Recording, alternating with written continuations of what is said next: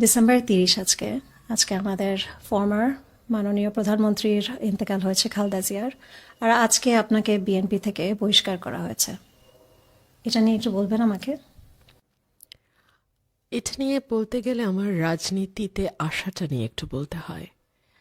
আমি 2012 সালে ফেব্রুয়ারি মাস, 22শে ফেব্রুয়ারি, আমার এখনো তারিখটা মনে আছে, ম্যাডাম আমাদের বাসায় এসেছিলেন আমার বাবাকে দেখতে। তখন আমি ওনার সঙ্গে দেখা করি, obviously as a family member. উনি আমার মাথায় হাত রাখেন এবং উনি খুবই স্বল্পভাষী একজন মানুষ, খুব কম কথা বলতেন, হাসতেন একটু, তাও খুব মানে খুব ওয়াইড হাসি না, আমরা যেভাবে ওরকম না, খুব একটু মুচকি হাসতেন, কথা কম বলতেন।